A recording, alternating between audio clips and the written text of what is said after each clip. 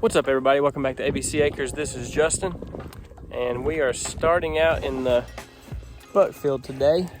It is currently 37 degrees here in Northeast Tennessee. There's a nice breeze blowing, so if it's affecting the sound quality, I apologize in advance.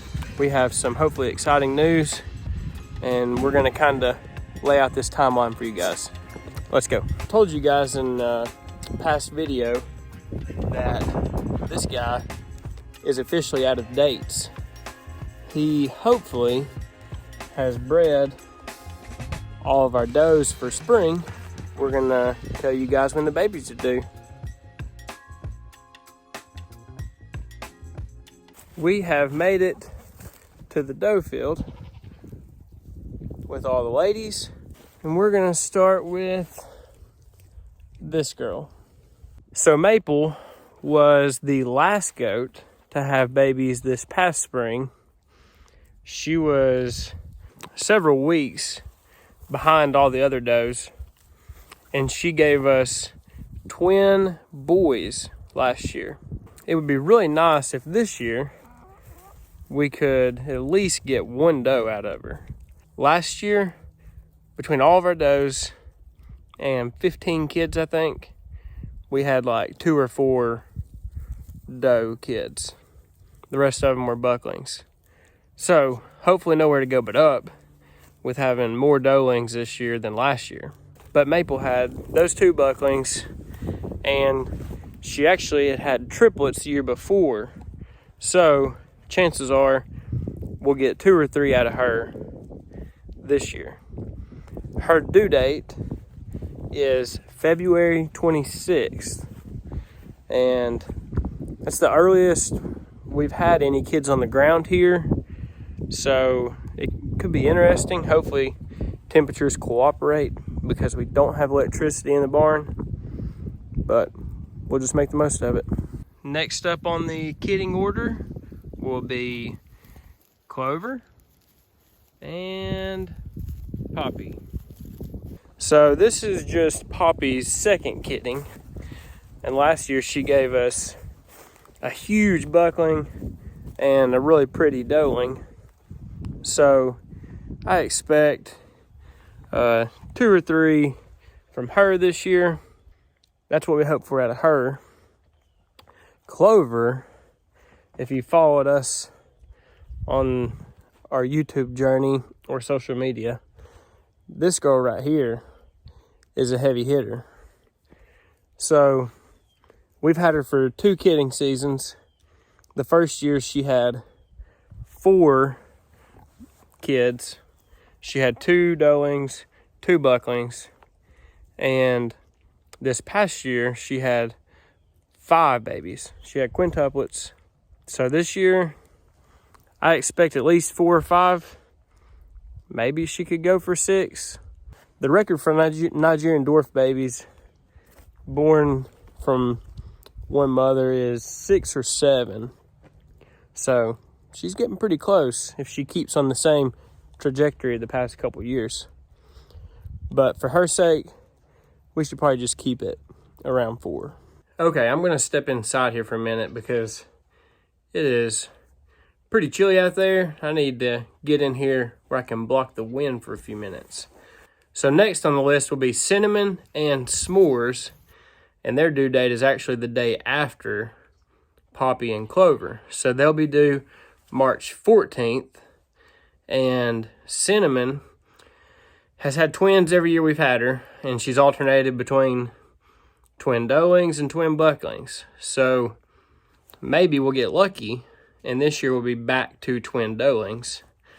Last year she had those two little boys, and they had some moon spots and stuff on them, so they were really good looking little bucklings. But I would really like to have some good looking little doelings. S'mores is one of the first time mamas this year. She's a first freshener. Obviously that means she's never had kids before. So I expect 1 or 2 out of her. None of ours, even as first timers, have had singles, but it is very common for them to have one their first time. So I kind of expect her to have one kid this year. Last but not least will be our wild child, Mocha. She was a tricky one. She's another first timer. Her and S'mores are sisters. So I expect one or two out of her, probably a single. But I'm curious to see how she reacts and hopefully settles down when she has this kid. She's grown into a wild child and a bit of a hands-off goat. She's not like anybody else we have here. But I'm really excited to see what kind of babies she could give us. And that is kind of the lineup for all of the does we have due for kidding in spring of 2024. I'm really excited about this group of girls. We have a lot of potential for blue eyes. We have several does that can throw moon spots. A lot of people are into all that stuff with Nigerians. We were when we got them.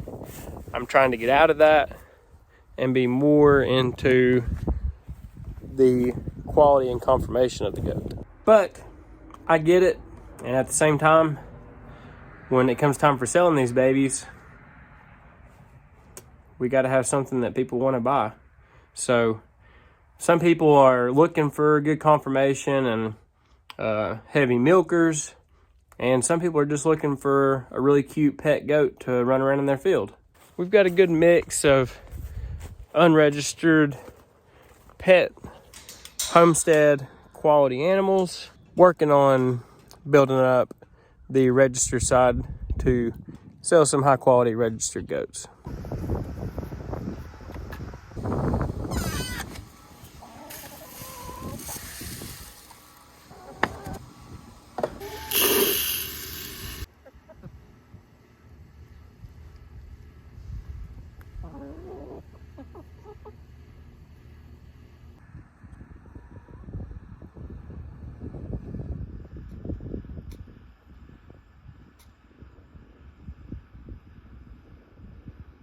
Disclaimer, these are not our cows.